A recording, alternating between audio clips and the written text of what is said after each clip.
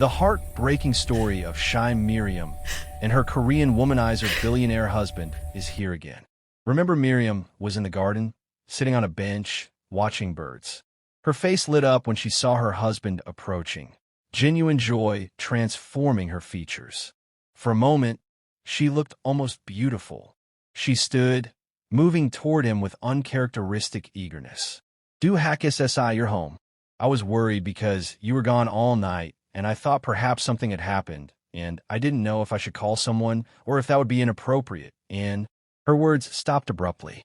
She'd drawn close enough to see the lipstick mark on his collar. Coral pink, bright against his white shirt. Her expression shattered like dropped glass. Miriam backed away rapidly, stumbling slightly, hand pressed to her mouth. "I'm sorry," she gasped. "I shouldn't have presumed. I'm sorry for bothering you. I'll go back inside. I'm sorry."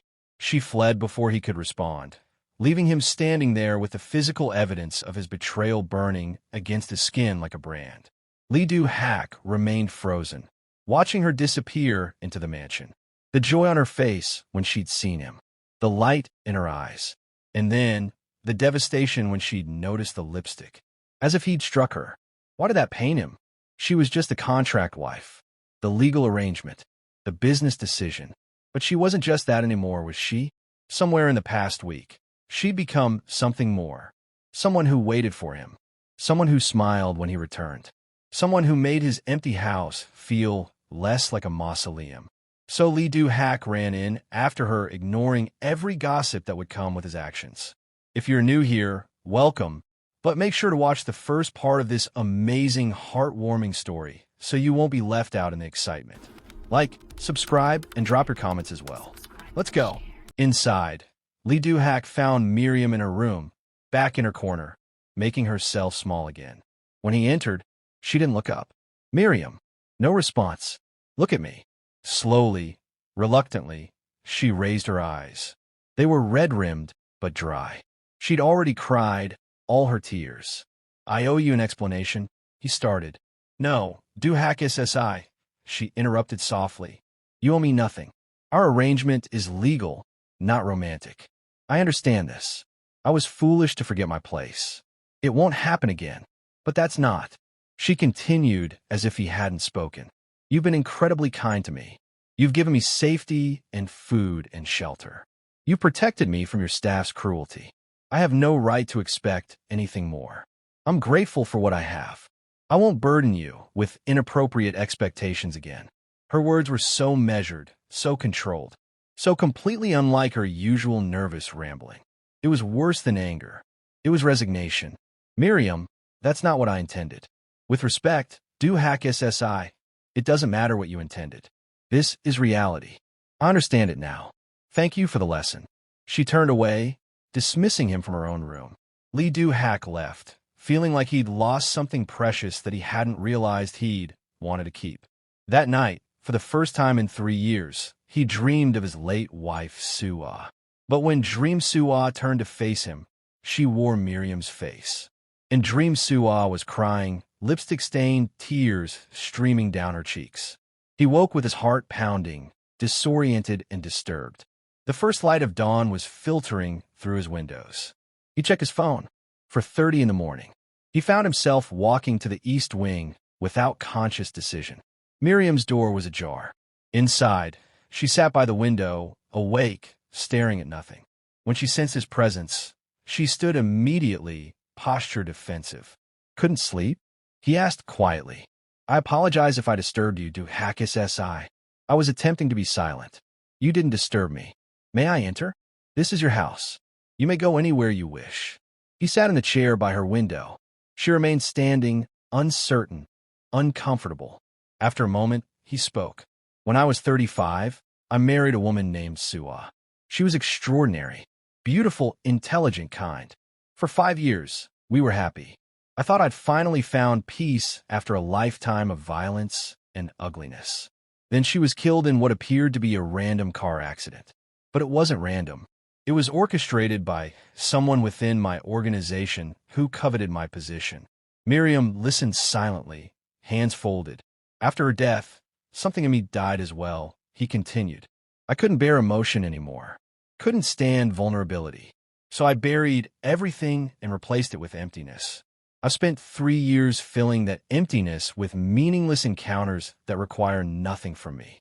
No emotion, no connection, just physical release and solitude. He looked at her directly. When I agreed to this marriage arrangement, it was partially because you bear some resemblance to Suwa. I thought perhaps seeing her face again might ease the ache. But you're not her. You're entirely yourself. And somewhere in this past week, I've begun to feel things I thought I'd lost. That terrifies me. Why are you telling me this?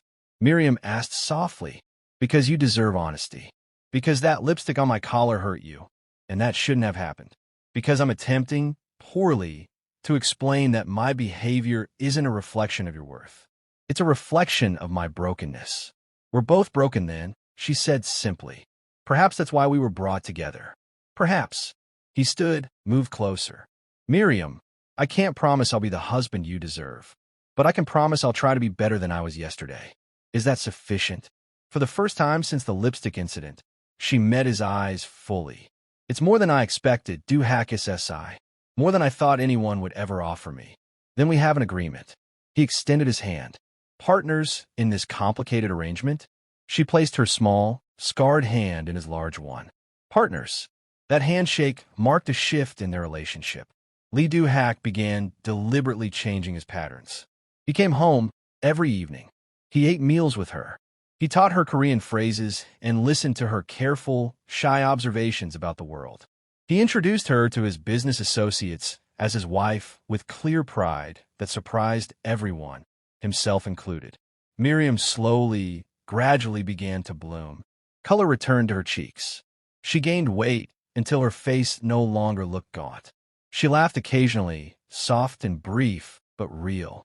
She started wearing the beautiful clothes he'd purchased, though she still asked permission before touching anything new. The house staff noticed the transformation. Mrs. Han became genuinely fond of Miriam, teaching her complex recipes with grandmotherly affection. Yunji became her friend, helping her navigate Korean culture and language. Even the other staff members began treating her with cautious respect. Only Mrs. Shin maintained her cold hostility, though she was careful to hide it when Lee Doo Hak was present. 3 months into their marriage, Lee Doo Hak had a business dinner that ran late. He texted Miriam that he'd be home after midnight. When he finally arrived at 1 in the morning, exhausted and irritable, he found her asleep on the sofa in the main living room, a book open on her lap. His heart clenched. She'd waited up for him. He lifted her gently, intending to carry her to her room. She stirred, eyes opening drowsily. Doo Hak SSI, she murmured, still half asleep. You're home safely. I was worried. You should have slept in your bed. I wanted to make sure you returned safely. She yawned, nestling unconsciously against his chest. The roads can be dangerous at night. Something in that simple concern undid him completely. This damaged girl, who'd known nothing but cruelty her entire life, was worried about his safety. Waited up to ensure he returned home. He carried her to her room, laid her carefully in bed, pulled the covers over her. As he turned to leave, her hand caught his wrist weakly. Stay, she whispered, barely audible. Please, just for a moment. He sat on the edge of her bed, her hand still holding his wrist. Within seconds, her breathing deepened into sleep, but her grip remained firm. He stayed for an hour, watching her sleep, feeling the weight of unexpected tenderness settle into his chest like a new organ he'd have to learn to live with. This woman, his wife, his responsibility, his unexpected complication. She was becoming essential in ways he'd never anticipated. But old wounds die slow deaths, and his capacity for genuine vulnerability remained fractured. The next week, stressed by a particularly complex business crisis, he reverted to old patterns. Another hotel, another woman, another attempt to feel something other than the terrifying tenderness growing toward Miriam. He returned home at dawn, reeking of perfume and regret. In the entrance hall, he found Miriam waiting, dressed for the day, hands folded, posture rigid. Good morning, Doo Hak SSI, she said politely. I hope your meeting went well. The word meeting felt like an accusation, though her tone remained neutral. Miriam, he started, but she was already walking away, footsteps precise and measured. I prepared breakfast, she continued without turning around. Mrs. Han, and I made your favorite. It's in the dining room when you're ready. If you'll excuse me, I have Korean lessons with Yoonji this morning. She disappeared up the stairs, leaving him standing there with the perfume on his clothes and guilt burning through his chest. At breakfast, she sat across from him, ate mechanically, answered questions with polite brevity. The warmth from recent weeks had vanished, replaced by careful, courteous distance. It was exactly what he'd initially wanted, and it felt like death. That evening, he found her in the library, reading a medical textbook. He learned she harbored quiet dreams of becoming a nurse, though she'd never explicitly said so. He'd ordered books for her, encouraged her studies. "May I speak with you?" he asked from the doorway. "Of course, Doo Hak SSI." She set down her book, but didn't look at him. "How may I assist you?" "I need to apologize. That's unnecessary. Our arrangement has clear boundaries. I overstepped them. I won't repeat that error. Miriam, please look at me." Slowly, reluctantly, she raised her eyes. The warmth that had been growing there was gone, replaced by the guarded emptiness she'd worn when she first arrived. "I'm broken," he stated bluntly. "I've spent 3 years avoiding real emotion by seeking meaningless physical encounters. It's become a habit, a coping mechanism. That doesn't excuse it, but it explains it." "I understand," she replied evenly. "You needn't explain yourself to me." "But I want to." He moved closer, crouched before her chair so their eyes were level. "Because somewhere in these months, you've become important to me. You're not just the contract anymore. You're Miriam, and I'm hurting you with my careless behavior, and that's unacceptable." Tears welled in her eyes, though she fought them. "I know I'm not her," she whispered. "I know I'll never be Suah.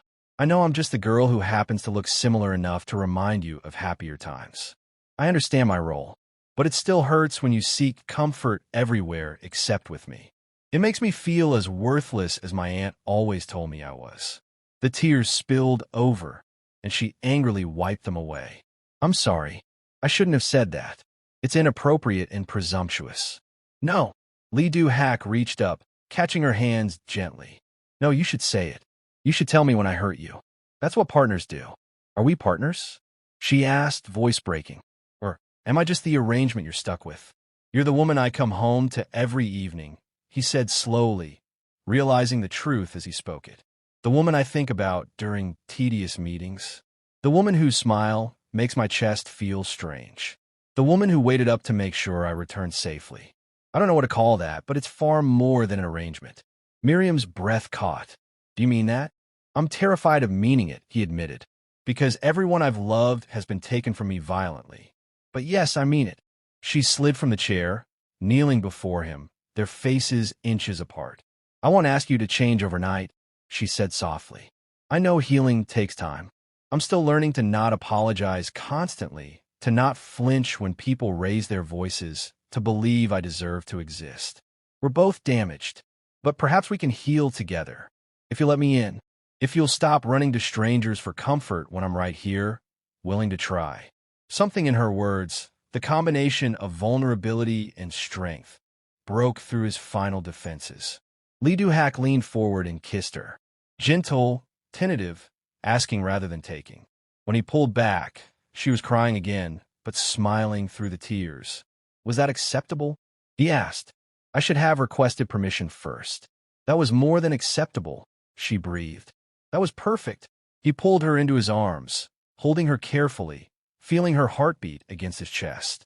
They remained like that for a long time, two broken people clinging to each other in the library's quiet darkness, beginning to believe that healing might actually be possible. That night, for the first time, she slept in his room, not for physical intimacy, but for simple closeness. They lay side by side, talking until dawn about everything and nothing.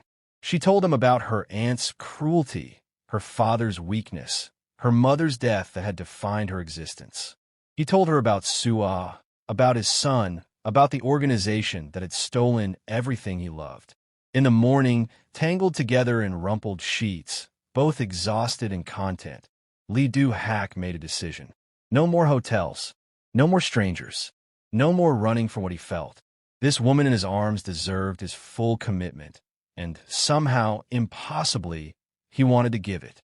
The following months transformed their relationship entirely. What had begun as legal arrangement evolved into genuine partnership. Lee Doo Hak taught Miriam to drive, laughing when she confused the pedals and nearly crashed into the garden wall. She taught him Nigerian dishes, filling their home with unfamiliar spices and the sound of her increasingly confident laughter. He enrolled her in online nursing courses through Seoul National University, watched her study with fierce determination, her sharp mind thriving on the medical knowledge. She was brilliant, he realized. Given any opportunity, she would have excelled. In public, Lee Doo Hak made it absolutely clear that Miriam was not merely a wife in name. He brought her to business dinners, introduced her to powerful associates, held her hand at social functions. When anyone showed her disrespect, his response was swift and cutting. Word spread quickly. The new Mrs. Lee was under his protection completely. But challenges remained. Miriam still struggled with confidence, still apologized reflexively, still flinched at sudden movements, still needed constant reassurance that she belonged. And Lee Doo Hak still fought his demons. Some nights, the urge to run returned strong, the desire to seek comfort in meaningless encounters, to avoid the terrifying vulnerability that love required. He didn't act on it, but the battle was real and exhausting. One evening, 6 months into their evolving relationship, Miriam found him on the terrace, staring at Seoul's skyline, tension evident in every line of his body. "Rough day?" she asked softly, sitting beside him. "I'm considering killing someone," he stated bluntly. "One of my competitors has been moving against my territory. The old me would have already ordered it done. And the new you? The new me is questioning whether there's another solution. The new me is wondering if I can build something legitimate instead of maintaining it through violence. The new me is very confused." Miriam was quiet for a moment. "My aunt used to beat me regularly," she finally said. "Sometimes for mistakes, sometimes just because I existed. I spent years believing I deserved it, that I was fundamentally wrong somehow. And then you came into my life and showed me that I didn't deserve abuse, that I had value. You're showing me now that change is possible, even for people who've done terrible things." He looked at her incredulously. "You're comparing my business murders to your aunt's abuse?" "No," she said firmly. "I'm saying that both of us have been shaped by our circumstances. Both of us are trying to become better than we were. If I can learn to believe I deserve kindness, you can learn to build power without violence.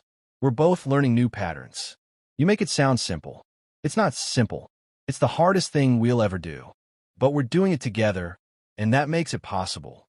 Lee Doo Hak pulled her close, breathing in her familiar scent. "When did you become so wise?" "Somewhere between bucket baths and marble showers," she replied, smiling against his shoulder. He laughed, genuine and free. This woman, this unexpected blessing, was saving him in ways he'd never imagined possible. The crisis with his competitor resolved without bloodshed, through carefully negotiated territory agreements and strategic alliances. Lee Doo Hak's reputation shifted subtly. Still dangerous, still powerful, but more measured, more strategic, less prone to violence. His associates noticed. Some approved. Others saw it as weakness. Lee Doo Hak found he cared less about their opinions than he once had. On their first anniversary, Lee Doo Hak planned something special. He'd commissioned a traditional hanbok for Miriam in rich purple silk embroidered with gold thread. He'd booked a private dinner at Seoul's finest restaurant. He'd even purchased jewelry, delicate pieces that wouldn't overwhelm her.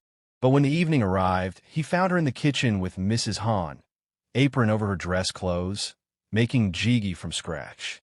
"Miriam," he said, exasperated and charmed. "We have reservations in 30 minutes. What are you doing?"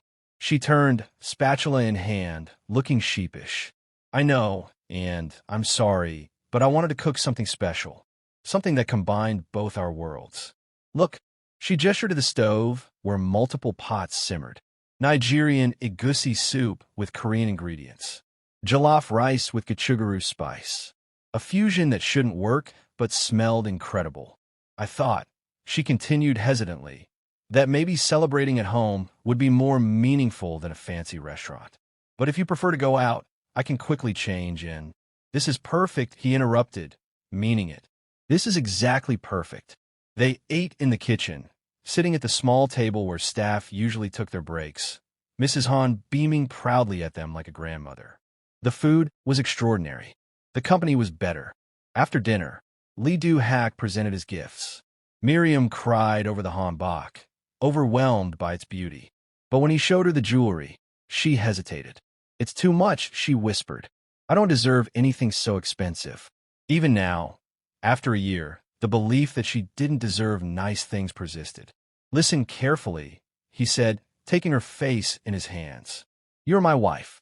Not because I bought you, not because of contracts, but because I choose you every single day. These gifts represent my commitment to you. They represent my love. Will you accept them? She nodded, tears streaming. Your love? I should have said it months ago. He wiped her tears gently. I love you, Miriam. I love your strength. I love your kindness despite everything you've endured. I love how you make me want to be better. I love that you waited up to make sure I got home safely. I love your terrible singing in the shower that you think I can't hear. I love everything about you. I love you too, she sobbed. I've loved you since you stayed beside my bed that first night and told me stories until I slept. I've loved you since you bathed my wounds and promised I was safe. I've loved you through every stumble and setback. I'll love you forever. They made love that night for the first time, slow and careful and healing. Two broken people creating something whole together. When she cried he stopped immediately, concerned, until she explained these were happy tears. Tears of joy that she could experience tenderness instead of pain. That someone could touch her with love instead of violence. Afterward, wrapped in each other, Lee Doo Hak made promises he intended to keep. He would legitimize his business completely within 3 years. He would never stray again. He would give her the life she deserved, the one that had been stolen from her. And Miriam, brave in ways she'd never been before, made her own promises. She would finish her nursing degree. She would help other girls like her, victims of trafficking and forced marriages. She would build a foundation dedicated to protecting vulnerable women. She would transform her trauma into purpose. They fell asleep tangled together, planning futures that felt possible for the first time in both their lives. The following year brought challenges and triumphs in equal measure. Lee Doo Hak systematically dismantled the illegal portions of his empire, redirecting resources into legitimate international trade. It cost him allies, money, and reputation among certain circles. He paid those costs without hesitation. Miriam completed her nursing degree with highest honors, despite Korean not being her native language. Lee Doo Hak attended her graduation ceremony, cheering so loudly that she blushed and laughed and looked more beautiful than he'd ever seen her. She immediately began working with trafficking survivors, using her own story to provide hope. Her foundation, which Lee Doo Hak funded generously, helped dozens of young women escape situations similar to hers. Mrs. Shin was eventually dismissed after Yoonji reported years of subtle sabotage and cruelty toward Miriam. Lee Doo Hak's response was final and unforgiving.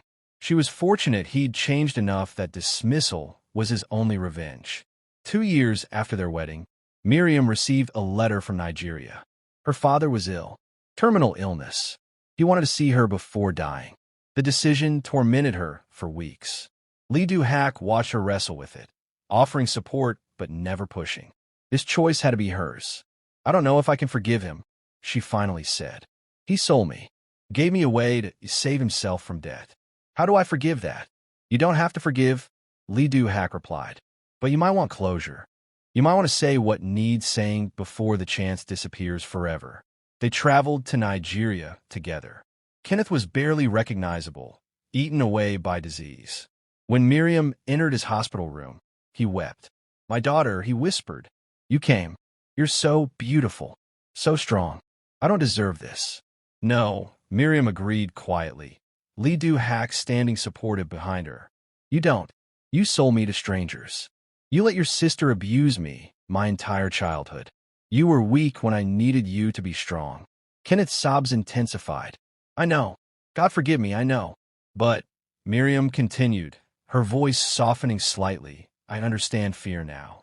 I understand impossible choices. I understand doing terrible things because all the alternatives seem worse. I'm not saying I forgive you. I'm saying I understand. And that's the best I can offer. It's more than I deserve, Kenneth managed. Are you happy? Is he good to you? Miriam glanced back at her husband. I'm happy, Papa. I'm building a life I chose. I'm helping others. I'm loved. So yes, I'm happy. Kenneth died 3 days later. Miriam cried, not for the father he'd been, but for the father he could have been, for what they both lost, for the complicated, painful love that exists even in broken families. At the funeral, she stood strong, holding Lee Doo Hak's hand, greeting her Aunt Martha with cool politeness. Martha looked older, bitter, unchanged. You've done well for yourself, Martha said grudgingly. Better than expected. I've done well for myself despite you, Miriam corrected gently. Everything I've become, I became because I survived you. That's not a compliment to your parenting. That's testimony to my own strength. Martha's face flushed with anger, but she had no response.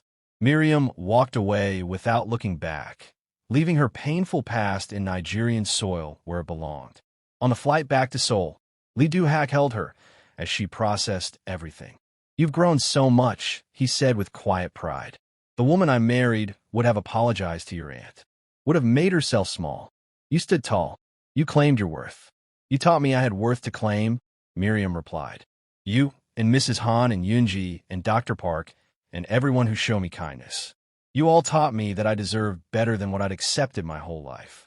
3 years after their wedding, Miriam's foundation opened its first residential facility in Seoul, a safe house for trafficking victims and women fleeing abuse.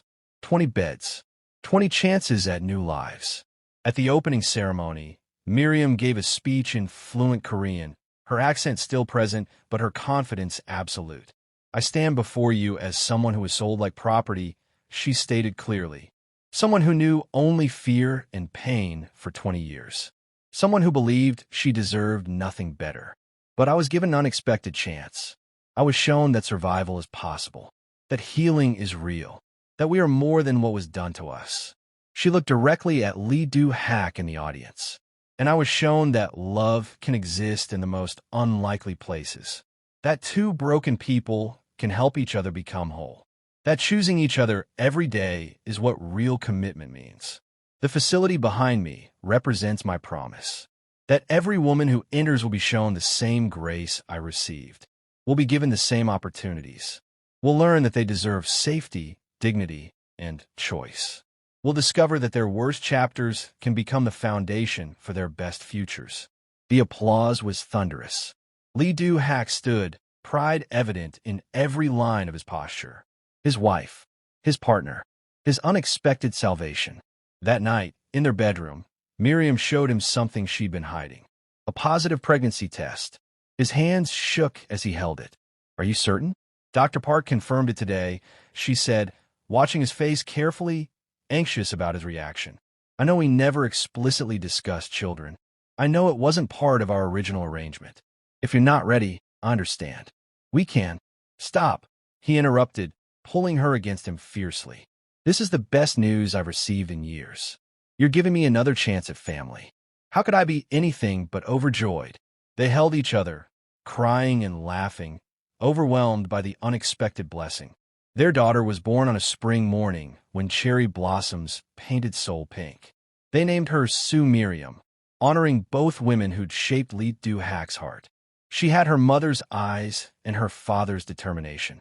For her first moments, she was loved absolutely. Watching Miriam with their daughter, Lee Doo Hak marveled at her transformation. This woman who'd arrived broken and terrified now radiated maternal confidence. She was patient, gentle, fiercely protective. Everything her own mother hadn't lived to be. Everything her aunt refused to be. And Lee Doo Hak discovered that fatherhood, the second time, felt different. Less desperate, more present. He wasn't trying to protect his child from the world so much as preparing her to navigate it with strength and wisdom. On Sue Miriam's first birthday, their home filled with friends and chosen family. Mrs. Han, Yinji, Dr. Park, survivors from Miriam's foundation, business associates who'd become genuine friends. The house that had once felt like a cold museum now pulsed with warmth and life.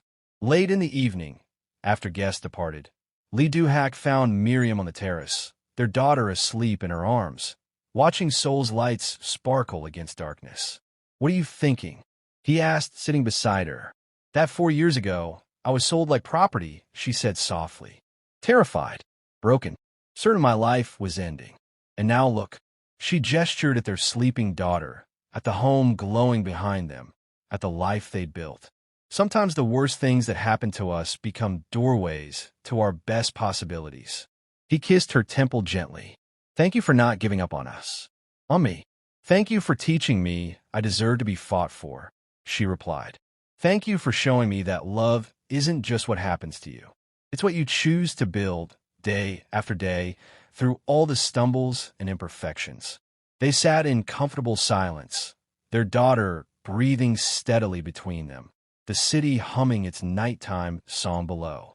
Two people who'd been forced together by circumstances beyond their control, who'd chosen each other when they didn't have to, who'd built something beautiful from brokenness. Their story wasn't perfect. It wasn't simple. It contained pain and mistakes and healing that remained ongoing. But it was theirs, real, chosen, precious. And in the end, that was everything. If you've journeyed with Miriam and Doo Hak to this moment, thank you for witnessing their transformation. Their story reminds us that our past doesn't determine our future, that healing is always possible, and that sometimes our deepest wounds become our greatest sources of strength.